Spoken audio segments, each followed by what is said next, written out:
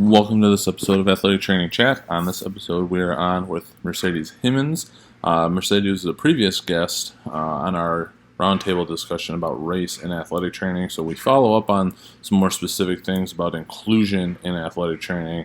Mercedes has some excellent insight into that topic. We also talk quite a bit about Mercedes' pursuit of her doctoral degree and how she should be wrapping it up, and by the time this is now getting out, she should be pretty close to done. So she was very excited about that, but we got into her dissertation and the process of that and just really the impact that that is going to have and her potential new line of research going forward with that.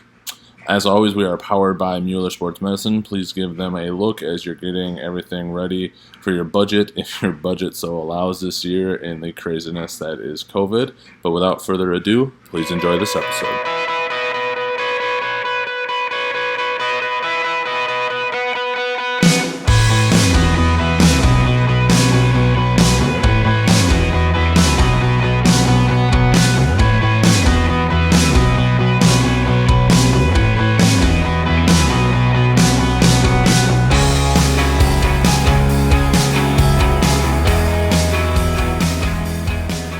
Welcome to this episode of Athletic Training Chat. We are on with Mercedes Himmons, who was part of our round table on race discussion in athletic training. That was episode 47 or 48, I believe. We'll link it up. But anyway, we wanted to have her back to continue some of that conversation and just Mercedes' perspective on it, which I think from just our back and forth will be very informative, and I'm looking forward to hearing that. And then also just getting into some topics around athletic training as kind of is the point of the podcast, and really looking at PhDs versus DATs and some of the different things there. But before I keep rambling, I will turn it over to her to just fill in a little bit more background from the last time that we talked. Okay. As you said, my name is Mercedes Himmons, and I'm born and raised from Philadelphia. In Pennsylvania, which I learned there's in Philadelphia, I think Missouri or one of those states. So I am from Philly. I chose to go to California University of Pennsylvania, which is on the other side of the state, opposite Philly, in a small town called California, Pennsylvania, which I had no clue about. And it's a whole new world in little southwestern PA. But I thought it was very interesting because at the time, I believe the program was nationally ranked in terms of quality and, faculty and all that. So I chose to go there. I did my master's completely online through Cal, while I took a year off from athletic training. Because I feel like I've really got burnt out from undergrad, which is a whole topic in itself. And I was also working for my fraternity, which is a National Honor Fraternity. And I was traveling across the country to 17 different schools. So I got, the background there, working with people, leadership, diversity, all those good things. And then I got back into athletic training, and I've been in the middle school setting, the high school setting, and the collegiate setting. And currently I am back at my alma mater at Cal U as one of the assistant athletic trainers and clinical instructors. And I work primarily with women's soccer and women's basketball. Okay. And working on my PhD. Hopefully at the end right now.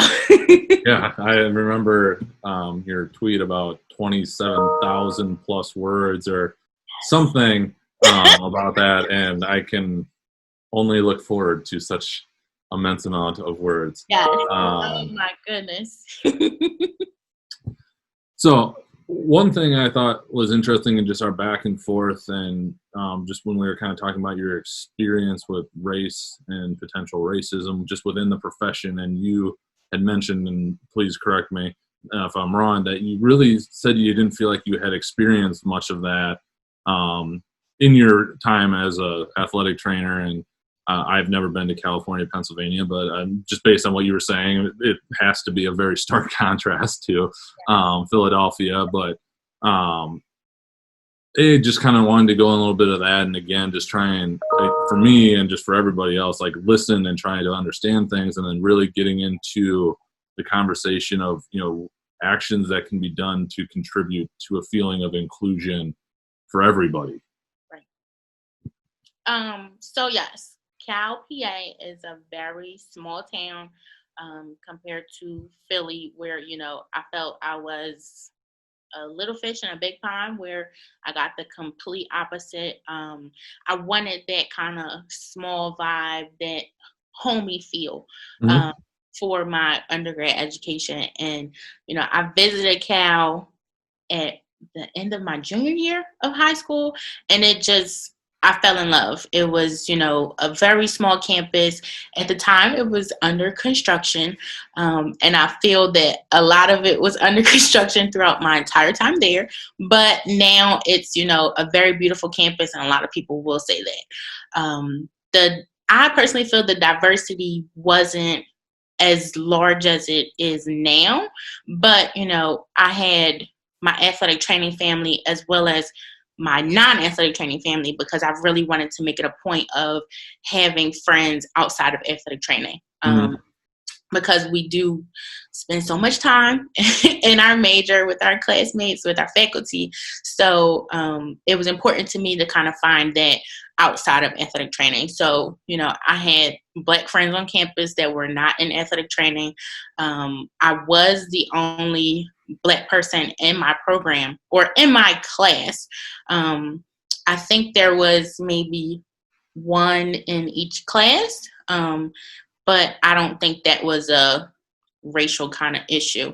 It just was, I personally don't feel that athletic training is prevalent as a profession in the Black community, because we don't know much about athletic training. And what is known about athletic training is, you have to do a lot of hours for not a lot of pay. And, you see the glory, but you don't see all the work that we do.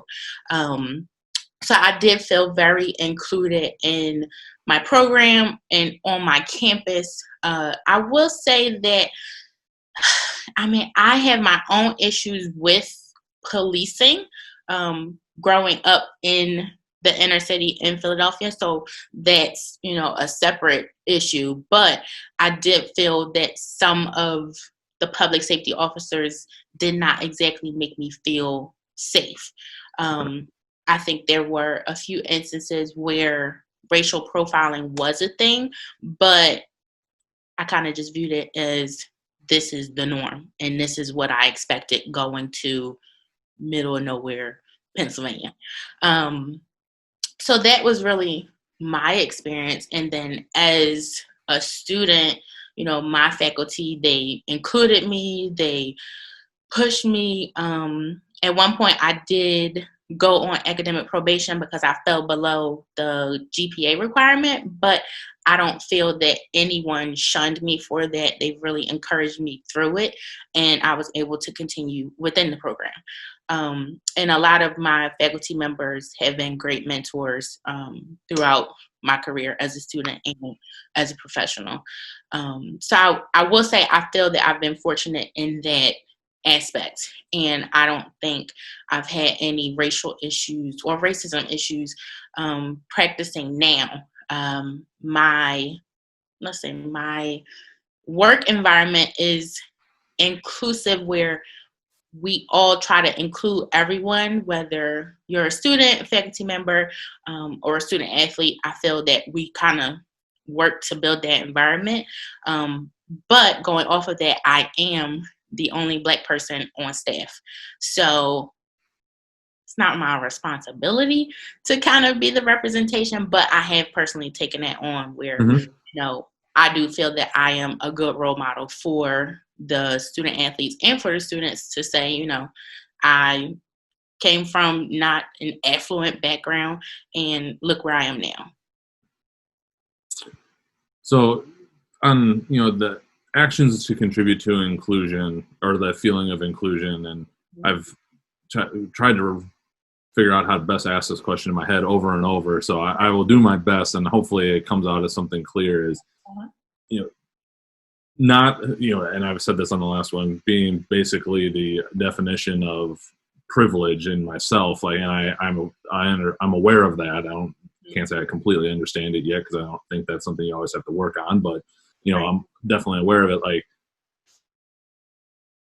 did everybody kind of, you know, treat you as that equal, and that was what you were looking for? Because I would think, as just a person, you know, special treatment may not be what everybody's looking for, you know, Right. or perceived special treatment, whatever that may be. And so that would always be something for me I would be try to be aware of, where yes, like, this has to be identified, and that there are certain things that are not the same no matter what we pretend them to be, but also not wanting to offend somebody by, you know, giving them the special treatment, which then they may not actually want. And so I guess what I'm trying to get to is, you know, is there, from your point of view, a best way to potentially go about that? Or is it very individual, which is also obviously very, very possible? Right. I think it can be individual where, you know, at no point did I think anyone gave me special treatment because I Right. was the only Black student or because I was the only Black person on staff. I have been very fortunate to have, you know, clinical experiences as a student where, you know, I was the Black student and I was also working alongside with a white student, and I never felt that the white student was given preferential treatment over me, or I was, you know, given any sort of like extra pushes um, because I'm a Black student.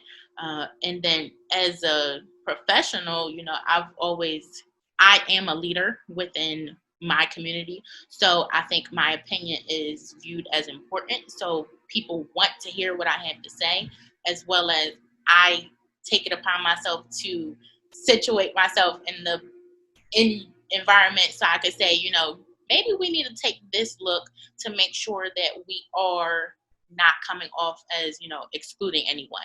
Sure. Um, and then I have had situations where, you know, my coworkers come to me to ask for specific perspectives where, you know, I really value that. And they know that they're not racist and they're not, you know, anti-Black or whatever, but they want to make sure that it's coming off the right way. And I value that, and I really think it takes a strong person to be able to, you know, recognize that maybe I only have a one-sided view of everything. So let Mm-hmm. me take it upon myself to educate myself on, you know, better ways that I can be inclusive, or, you know, just so I can make sure that I'm educated on everything so that I can come off the right way. Um, and I don't like when people feel that they have to step on eggshells. So it is, I think I've groomed myself in a way where people don't feel that way to approach me. Sure. I'm very approachable, personable, and I like that people have that comfortability. Not even just my coworkers, my student athletes. You know, they ask questions, whether anything. Honestly. You Yeah. know, we have those Yeah. conversations, Yeah. and it's just like I value that we have that open rapport, and I want to continue to have these open conversations. And you know, we've had conversations before everything that's going on in the world. Mm-hmm. Um, so I think this is really the catalyst to kind of push things forward and really work on that diversity and inclusivity with everyone, to kind of eradicate everything from the past. We obviously know that not everything is gonna just go smoothly, but Sure. having those conversations, asking those questions, that's important. And to have someone to do that, I respect that. And it shows that you're recognizing your privilege, and, you know, it's not something that's easily understandable, as you said. Um, but to realize both views of everything kind of just starts the process. So yeah, one of the questions was, you know, practical steps for people, especially those with privilege, to kind of increase inclusion. And kind of just from what you were saying, part of that sounds like is just being willing to have those honest conversations and Yes. address it and bring it forward. Because I think, as I mentioned in the last one, for me, it was, you know, I was, you know, you're a good person and you like to work hard and we like to get things done, we're going to be great. Like, it doesn't Right. matter who you are, where you came from, what your preferences are. Mhm. If you're a jerk, I mean, you could look exactly like me. We're not going to get along. And I thought that was potentially enough, and have been abundantly clear that it is most likely not if it's going to actually get better. Yeah. And especially in a role where I do have not, I don't have power by means, but like, I could potentially get to hire people, and I get to, look at these different things and the importance of that and having those conversations. So that's, again, me rambling, but what other or more practical or things that potentially me could do that you have seen, and I have a feeling that'll apply across a lot of areas. Yes. Honestly, I think, as you said, as a human, as you meet people, and if they're good people, then, you don't think about their race or, their background or whatever. That's good. Most people don't think that way. Just to really have those conversations, and, you know, one of my favorite quotes is from Stephen Covey, and he says, we listen with the intent to reply versus listen with the intent to understand. So if we all listen to each other to understand, then I think that kind of can be something practical that we can all work on. If I understand you, then I'm understanding your background. Maybe I can get to know you as a person and your why, and that just kind of makes that inclusive environment there. Um, I don't want, white people to just say, okay, I listen, I understand, but do you really understand? How do you want to move forward? What are ways that you think you can help me to provide an inclusive environment? How can we better work on diversity? What steps are you taking to make things better? Sure. Um, you know, Honestly, like I say, it starts from recognizing privilege and understanding it and understanding people. Um, you know, we could walk down the street together and I'm viewed one way because I am a Black woman, and you're just seen as, oh yeah, that's Joel, he's a regular Joe Schmo, whatever. Whereas somebody is potentially going to have some sort of stereotype and prejudice against me, Sure. without even knowing me. Right. So I think a lot of it comes from listening to others, understanding others, and just recognizing that there was a problem and now we're actively moving to understand and be better. Well said. I like it. Thank you. Yeah, and that's something I've come back. The listening, I think, is so important, and Mhm. I've kind of thought it, and this is playing with words, but I think words are important. Obviously, with this is, I don't think most people in a privilege will ever completely or even closely understand, because you just can't. Like, it's just not possible, and that's not to downplay it, but to just try and, I like the word comprehend to some degree, where you can at Yeah. least try and remove out of your own position to then see potentially what else is going on and why that might be a problem, and why people might react the way they do, because I can't put myself in your shoes, because it's just nothing I've ever dealt with and probably never will.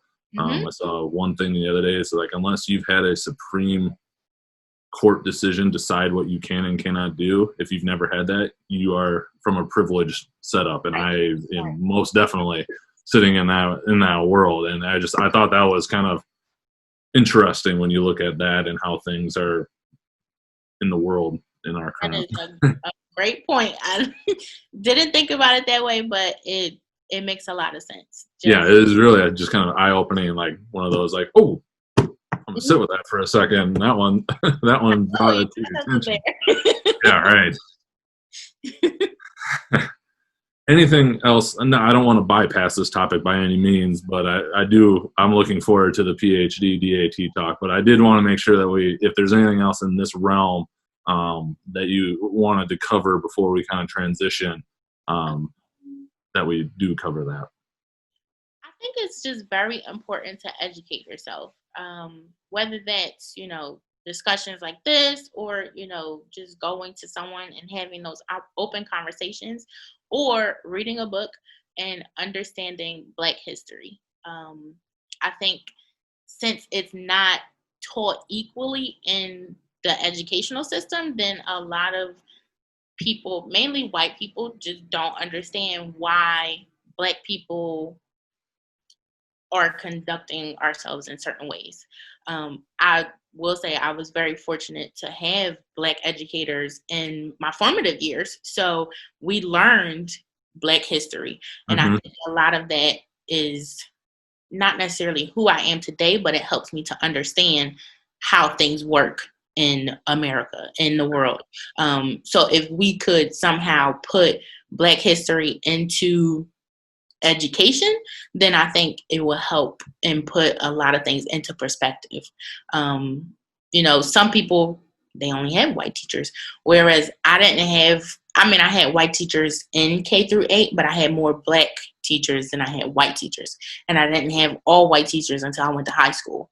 Sure. And from K to 12, I went to Catholic school, so it was just, I had these educational, opportunities where I could learn these things, and I never felt that I was learning anything, passe. But it was just like I also had that, from my family, and to have that from my formal learning, I think that was important as well. So if we can just educate ourselves on Black history in general, finding those resources, I think that may help with a lot of things as well.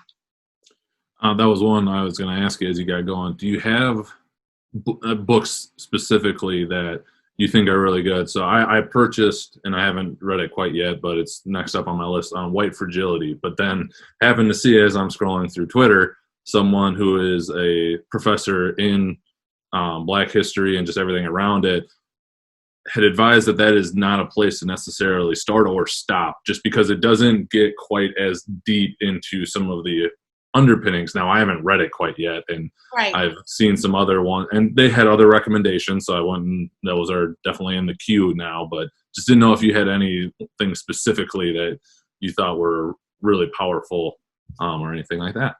I believe one thing that I think would be very eye-opening for, white people to listen to, I don't think it's a book yet, but the podcast, I saw it on Apple, like the Apple podcast. Mm-hmm. So I'm not sure if it's on other platforms, but it's the 1619 podcast, and Okay. that was, I actually listened to it. I travel a lot, honestly, from this side of the state to the other side of the state, so I have time to just listen. I was able to listen to the entire podcast. There's a few episodes, less than 10, I believe, and it was just very eye-opening about when the slaves were brought to America, and then how Black people have progressed through everything that's going on in America to a current situation with Black farmers being discriminated against. And that was something that I had no prior knowledge of. And I was like, oh, wow, even down to farming, we have an issue. But that was very beneficial, and I think that's a good place to start. Perfect. And probably, I hope I don't get the name right. I believe it's The Miseducation of the Negro by Carter G. Woodson. I believe it's by Carter Woodson. I'll look it up and link it up. Yeah. For when we put the website out. So those are good places to start, I believe. And I like that it's something more current with the 1619, and it can just shed light on some things. Awesome. Well, moving into the PhD versus DAT, as you mentioned, you are just hopefully finishing up here in the near future with a PhD. Yes. What is your PhD in? Like, what is the focus on? And then just kind of be onto that PhD versus DAT route. What kind of drove you to one to the other, and the ultimate goal with it? Okay. So my PhD is in instructional management and leadership. And I actually, excuse me, I chose that program because specifically the program at Robert Morris, I felt it was not geared towards educators. And I know personally, I would like to stay in higher education. So being able to find some sort of program that kind of encompass everything was important to me. I didn't have to take, a concentration or specialty in higher education. It was kind of already just built in. Sure. Um, so I thought that was very important because I, started the process of looking for a program. I was, do I get a DAT? Because at the time it was still very fresh and I didn't know a lot about it. So I wanted to educate myself.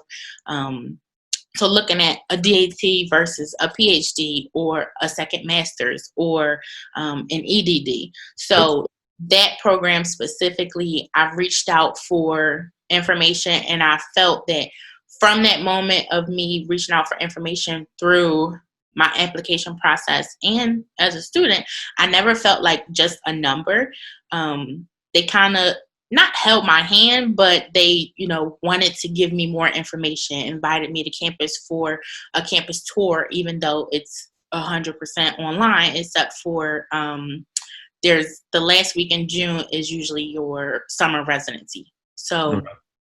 I felt very comfortable with the program, and everyone seemed to just really value me as a person. Where it wasn't just, oh, we need our numbers and you know Mm-hmm. come on in. So that was why I chose the program at Robert Morris. Okay. My end goal is actually to be a collegiate athletic director. So I really felt that the instructional management and leadership program was also a good fit for my end goal. Um, as well as my current athletic director went through the same program. Okay. So that was kind of refreshing there, which I Yeah. had known.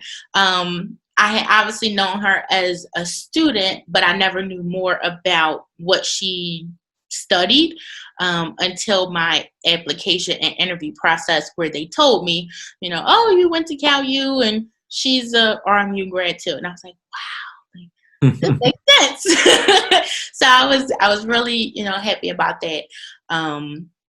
And looking at the DAT when I was researching, I honestly felt that it was very, which, still to this day, I could be wrong, but I think it's very clinical based. Yep. And being as though I don't necessarily see myself in the future retiring clinically.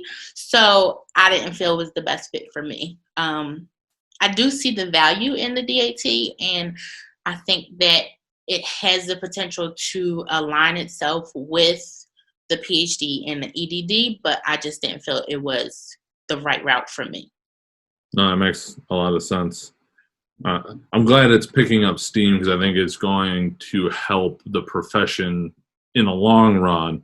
And this could be years out, but just to be able to work autonomously and not be underneath a physician's Yes, um, orders, I think the DAT is going to prove very, very beneficial in that. I definitely agree. So, with that, in your PhD, and now that your dissertation is, we'll say, basically done, hopefully for your sake, what did you do your dissertation on? So, as an athletic trainer, we see a lot of student athletes as well as we see a lot of transfers. So, that phenomenon in itself was very intriguing to me. So, I decided, oh, maybe I'll look at, why are student athletes transferring at the rates they're transferring. When I started my program, one of my cohort members was actually associate AD at a Division I institution, and he was like, "Oh yeah, that's really interesting because we just did something on transfers, and transfer rates are up 300%." So I said, "Wow!" So this is something that I need to look into. So talking to the faculty, and actually that first residency was the first time that I interacted with my advisor, and she was saying, I think it's very broad. Like, she understood what I was saying, but she said, you need to narrow it down. what they always tell us. So in order to narrow it down, I said, all right, let me look at specifically African American student athletes. As a professional, one of my passions is student retention. And I noticed that, a lot of students, they'll go to a place and, oh, this really isn't for me, so I'm going to go somewhere else. And then having a sort of slight student affairs background, I want to know, what can an institution do to better serve the students? At the end of the day, we are there because of the students, whether you're athletic training or not. So specifically, my research looks at African American student athlete retention, and I wanted to make sure that females were included because a lot of the research out there focuses on African American male student athletes, and that is really further narrowed down to Division I. So I didn't want to exclude female student athletes or African American student athletes, and I didn't want to exclude any division. So I was able to reach out to Division II and Division III student athletes. That actually, I did reach out to Division I, but no one answered. And I thought it was very interesting because I did offer an incentive for participation. Oh, wow. Yeah. Wow. The participation was a little low, but I'm thankful for the participants that I did have. Which, I actually, for my dissertation, I took on 2 theoretical frameworks, which made the situation complex again. So one of my frameworks is critical race theory, and I chose it before even really recognizing that race or racism was going to be a part of the situation, and it was very prevalent. So writing chapter 4 and chapter 5 over the past month and a half was not the most fun. Just really having everything going on in the outside world, and then tying myself into, I took a qualitative route. I'm not really into quantitative. I don't really like numbers. So I want to know, I want to understand stats just because I think it sets you apart, but man, does it make it, oh.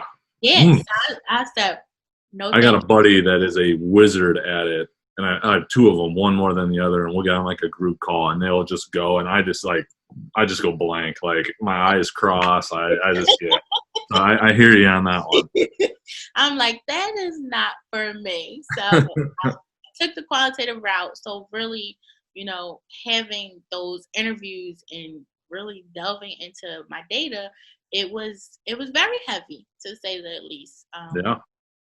Just to not myself realizing that these current student athletes are experiencing these things, and because they are experiencing some sort of racial issue, they're choosing to transfer. On their campuses, they're not really feeling included because they don't see any representation, which I guess I knew that, but I didn't really realize how it affected them. So it was just like, oh man, how do I do this? So I really had to, power through and really get through 4 and 5 and tie in, race and how we can move forward. And, this is what the current population is saying will help them to feel like a better inclusive environment. So that is the basis of everything. It's my hope that my research can help some institutions to realize that, they may think they have an inclusive environment, but they actually don't. So it's like, let's take, these few things that were suggested and try to implement them as best we can.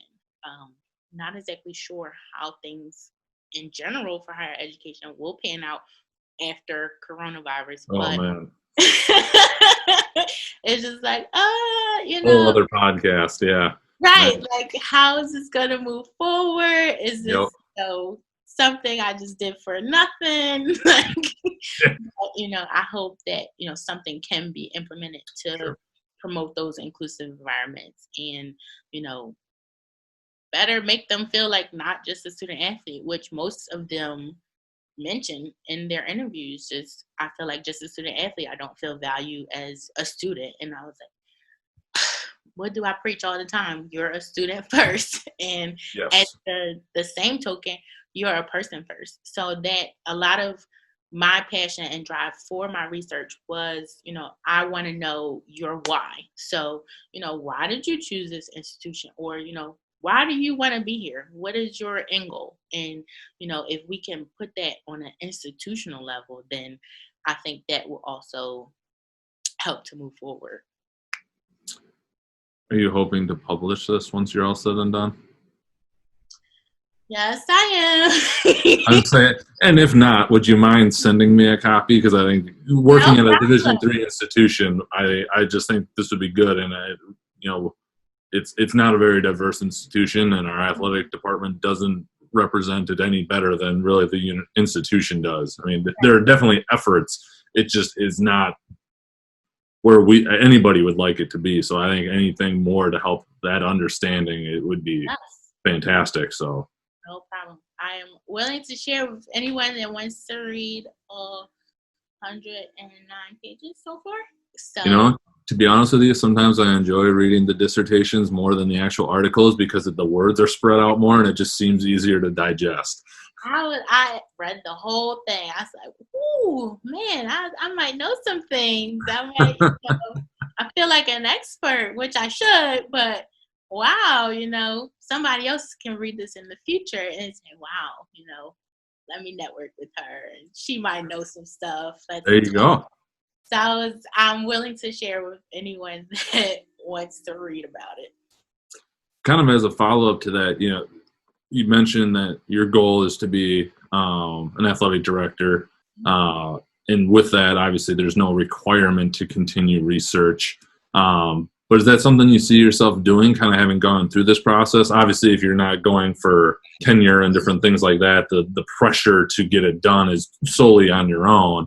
But is that something you think you would do kind of even in that process of moving forward? Or is this a one and done and then you'll kind of Well, Joel, I really wanted it to be a one and done, but you had too many questions from your first study, huh? yes. Now, I one thing I found of value, which I try to share with everybody that I know, um, embarking on a doctoral journey. I try to keep a doctoral notebook. So anytime I had some sort of question or idea related to my dissertation or research in general, I jotted it down. So I have a few topics already jotted down Mhm. about what to research in the future or something that I would like to research.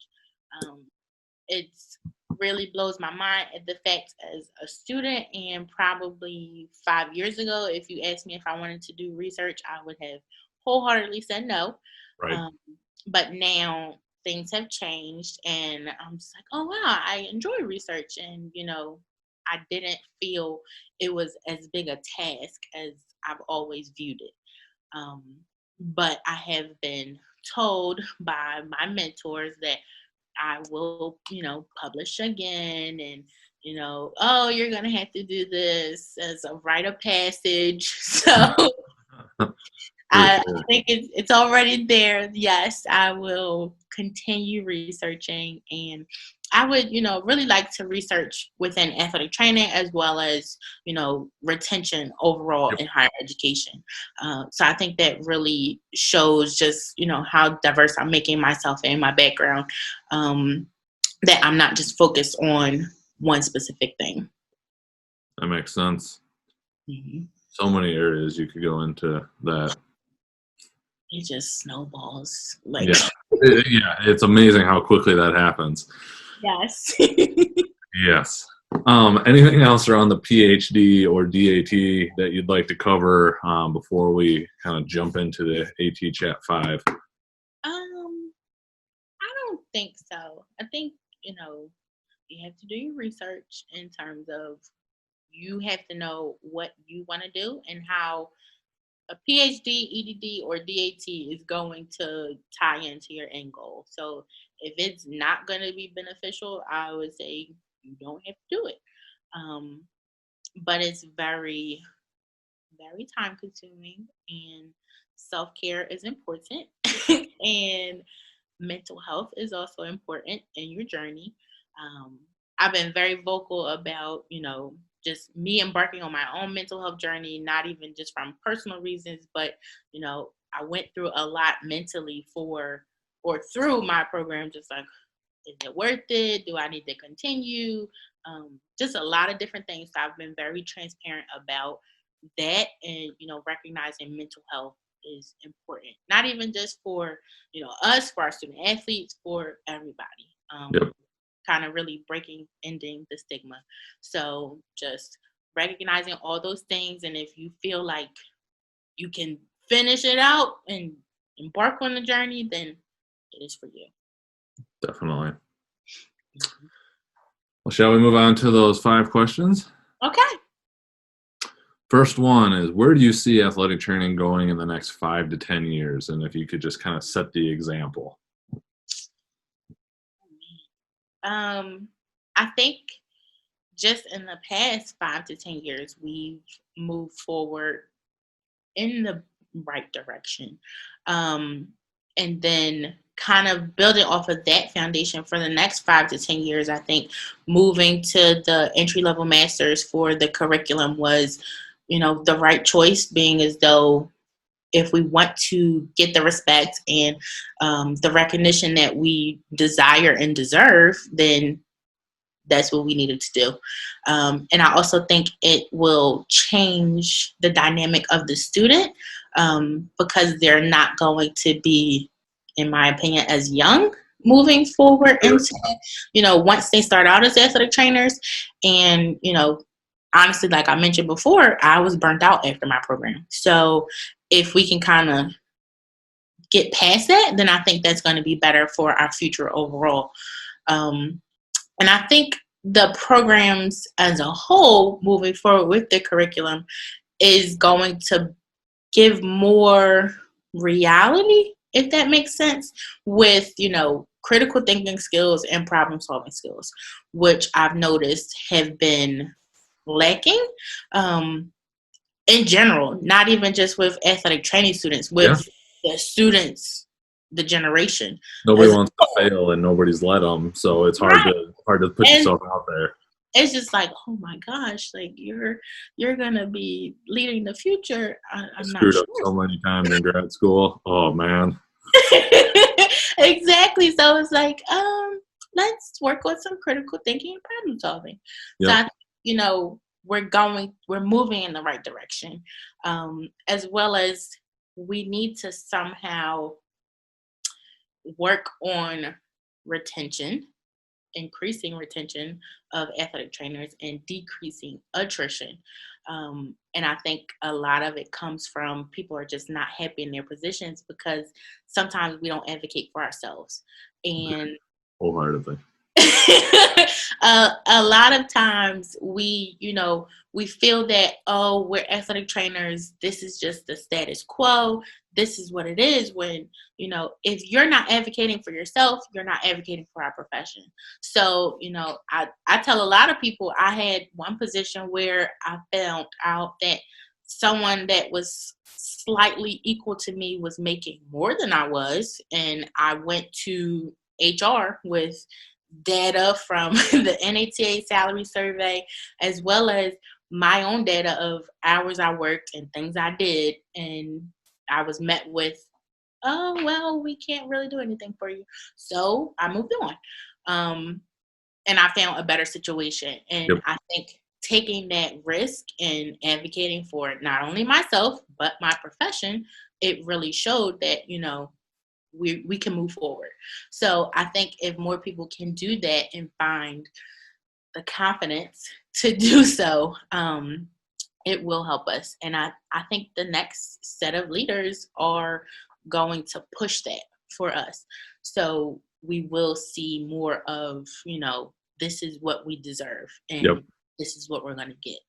Um, so I think I kind of feel that maybe you and I are in that in between of, Mhm. you know, young professionals moving into older professionals. Not so young professionals. Right. And I'm just like, oh, well, I'm not, not that old. I actually think I'm still young, but, Sure. I get Yeah, what me you're too. saying. So we can kind of just mentor, those coming in and just saying, you have to go through some rough patches, unfortunately.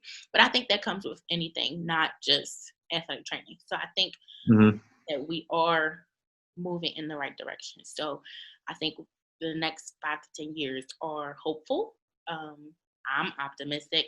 And I think we are seeing those changes where, maybe we're not exactly diversifying, but that's not the larger issue. It's educating as well as, you know, moving forward, we're going to have a woman president. So I think that's showing there that we are working to be better. Um, Sure. so Yeah, yeah. without getting on too much of a soapbox, I agree with you, and I get into this discussion with a lot of people about the low paying jobs and the hours required, and I'm still confused, and nobody's really had a good answers. The people that are leading those departments, those athletic training departments specifically, you control that. Yes. And so, like, even, and I'm not, I didn't get this realization as much as I needed to till probably 3 or 4 years ago. I've been in my current role as the head AT or whatever you want to title it for, this will be year 7, but Mhm. we've got part-time jobs because that's all we can get out of the university. And it's really occurred to me that we need to treat those like part-time jobs. So those people that do take them, yes, it sucks. I wish it was full-time. And if I can do that, I would. Mhm. But what I can control is not running you into the ground for crap pay and allowing you to go and make extra money in order to at least live comfortably Yes. before you find what you want to go and do, which is totally fine. And so, as much as people, how are these schools posting these jobs? And like, I get it. Like, sometimes that's the best you can do, Mhm. but we can control the hours. And I know some people, and I think it's been right or wrong, or it's up for a conversation of like ingrained of like, you have to be there. We're very much looking at a model, and most likely going to do it. We're only going to have 6 total people on staff for 600 athletes.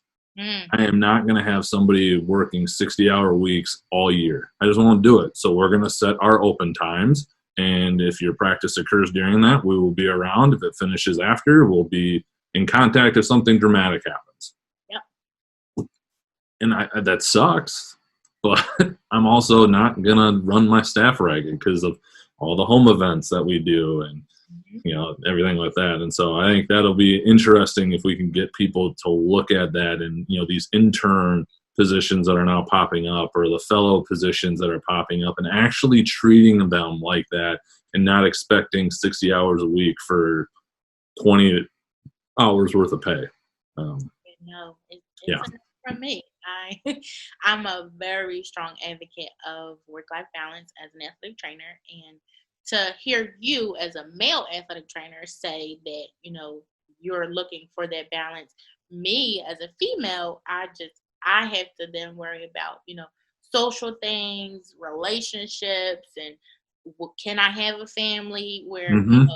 you can be married and you'll have a wife and your wife can take care of the family. Whereas as a female, I would not have that balance. But I, advocate for myself and my coworkers, and no, we're not, going to do that. And I think I've been fortunate to have, those head athletic trainers that also state that. Hmm.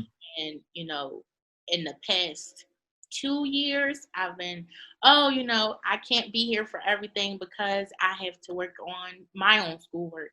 And, my coworkers and my student athletes have been very supportive of that. And I'm very appreciative. Um, that it wasn't, oh, well, we don't care about your schoolwork, so you just be here.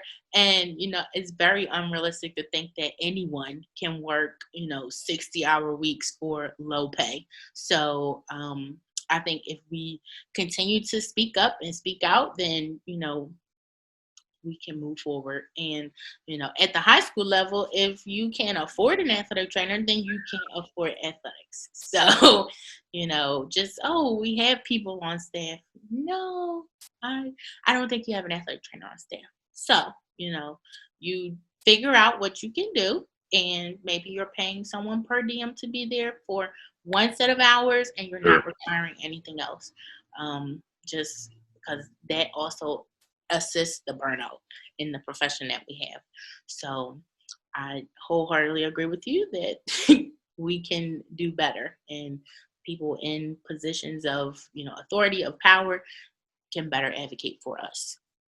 Yeah, I look at it too. Divisions, I think it's specific means something. If you're at a big Division I, if there's not a full-time person with every sport that's relatively large, what I don't understand it. And then I've enjoyed D3, just taking down the pace a little bit. The travel's not nearly what it was, but even then, like, if we're going to go and have all of our head coaches be full-time 1.0 for their sport, I'm not saying I need a 1.0 athletic trainer for every sport. We don't necessarily need that for our golf team. Like, we can work with them.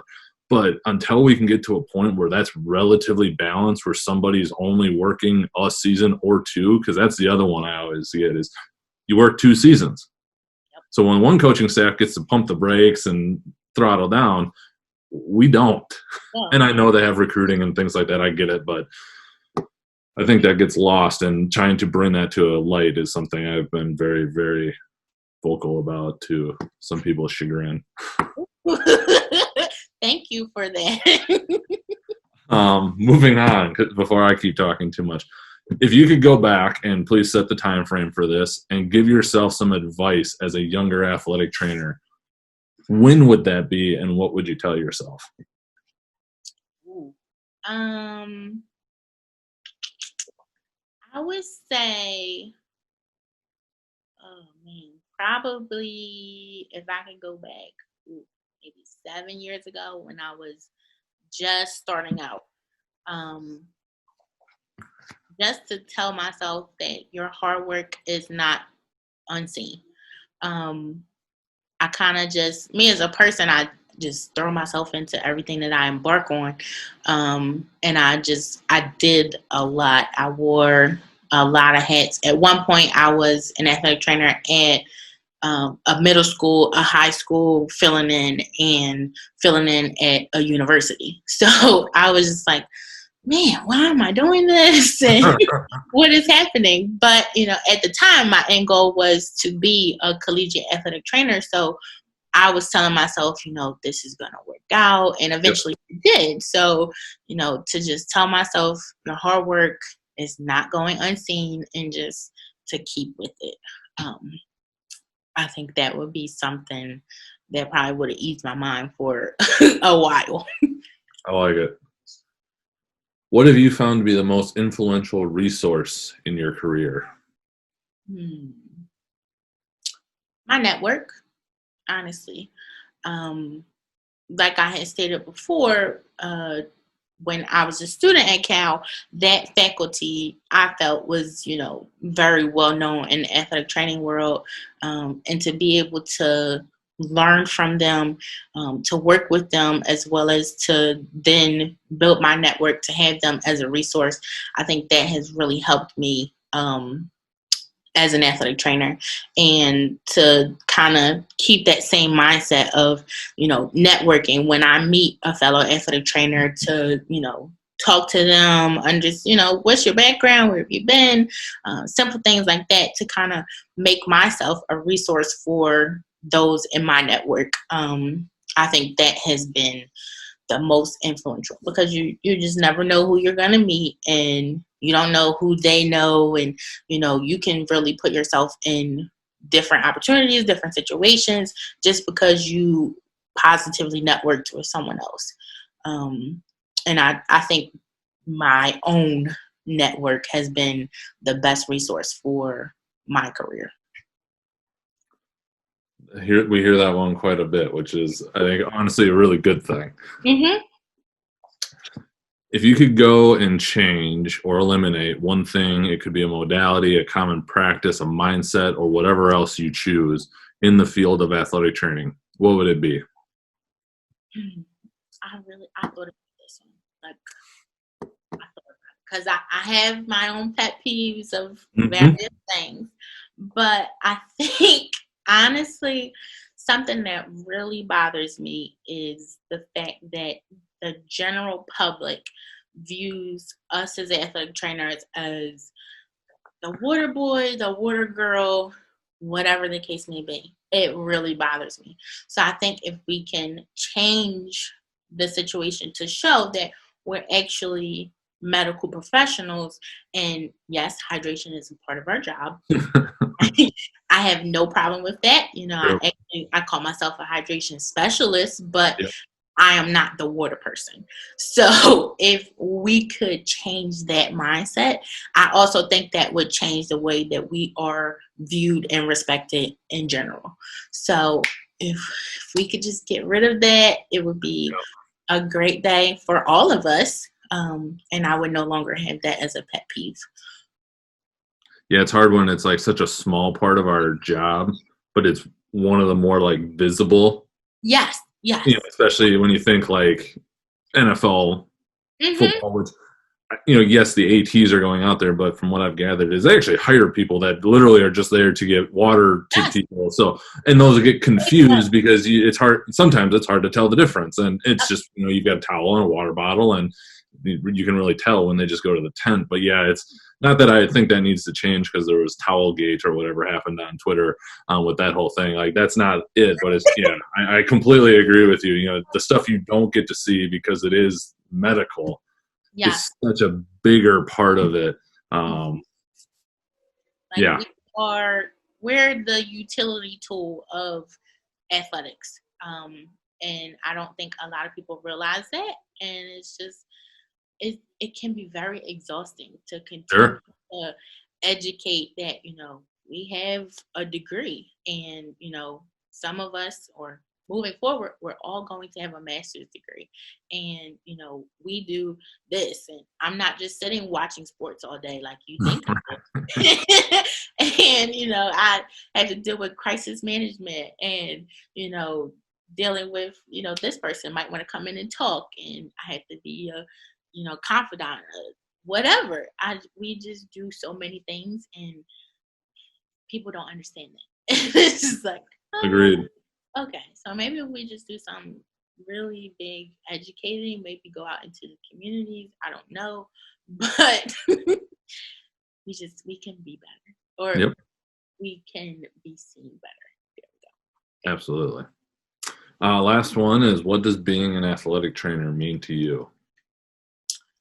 So, being an athletic trainer means to me that I am actually walking in my purpose, because I've done a lot of soul searching, and I believe my purpose in life is to serve others and to be an advocate.